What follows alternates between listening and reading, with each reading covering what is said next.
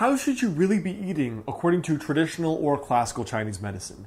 Now in this video, I want to introduce you to not only the foundations of dietetics or the traditional Chinese medicine diet, but also the overall encompassing theory of how diet plays into the underlying Chinese medical theory.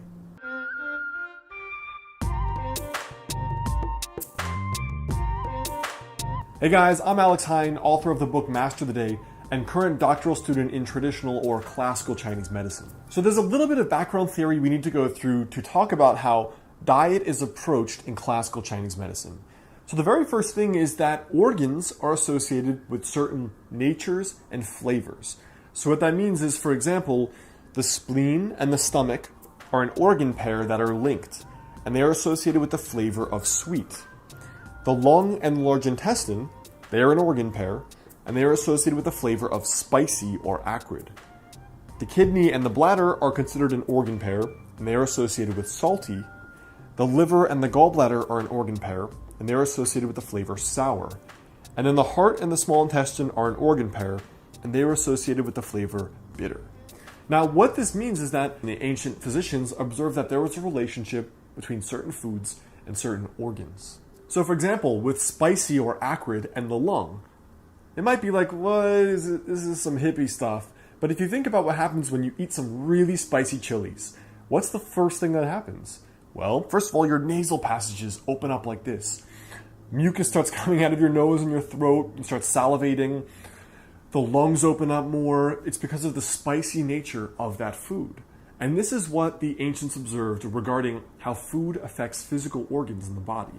But the first concept here is understanding the energetics of food. So really what this just means is understanding the qi and the flavor. So the qi is typically the temperature of the food, and the flavor is the 5 flavors that we just talked about. So the qi could be, for example, hot, warm, neutral, cool, or cold. And the flavors are typically sweet, spicy, sour, bitter, and salty. So some examples of the qi or the temperature are something that's hot would be something like alcohol, or ginger, chilies, or peppers. Cool could be fruit juices or tomatoes, bananas.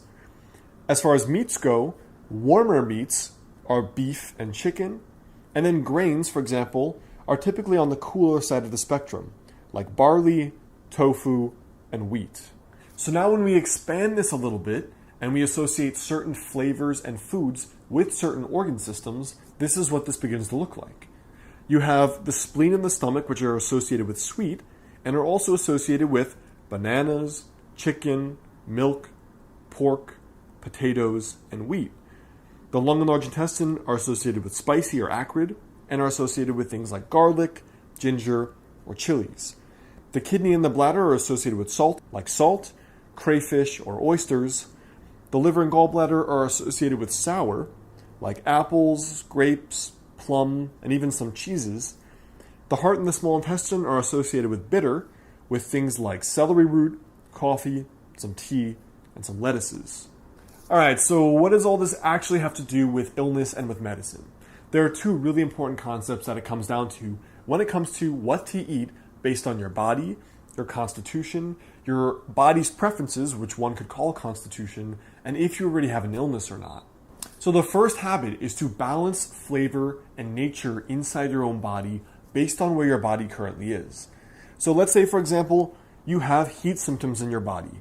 You always run hot, your face gets flushed easily, you sweat easily. The foundational principle is to avoid eating too much hot and spicy food. Pretty obvious, right? If you're already that hot, you probably don't even crave eating spicy foods to begin with. But you could also add in the addition of more cooling foods, cucumber, fruits, some of the grains that we mentioned before, as well as a whole list of cooling things. The second habit is to basically eat in certain ways that are associated with the health of the organ that you may have out of balance. So again, this is not necessarily something that would show up on a biomedical blood test or an exam from your physician. This is a Chinese medical diagnosis. So let's say, for example, like me, you have something called spleen qi deficiency. You show symptoms of bloating, of constipation, or even loose stools. You look pale, you're kind of low energy, you feel weak and tired sometimes. This would be a dietary approach for someone with spleen qi deficiency. And some of the key habits would be, for example, avoiding having larger meals, because that by itself puts more stress on the digestive process. Avoiding the overall flavor of excessive sweet, sugar, and sweet things, because if you have a weak spleen, your body's already having a hard time digesting those. Avoiding too many cooling foods, because again, your digestion overall prefers warmth, but especially in the case of a spleen qi deficient person.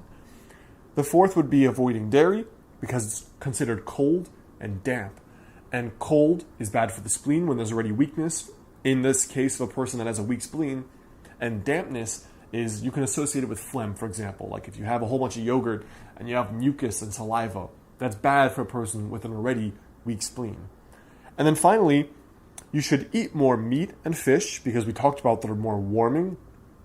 And then have more warming vegetables, warming teas, and warming spices and flavors.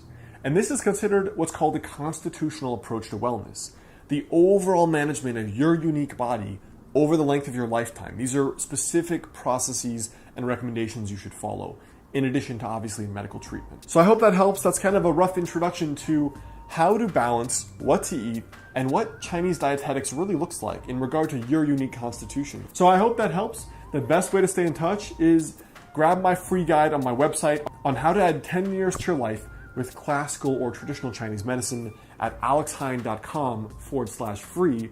And you can watch my most recent videos here and here on similar subjects.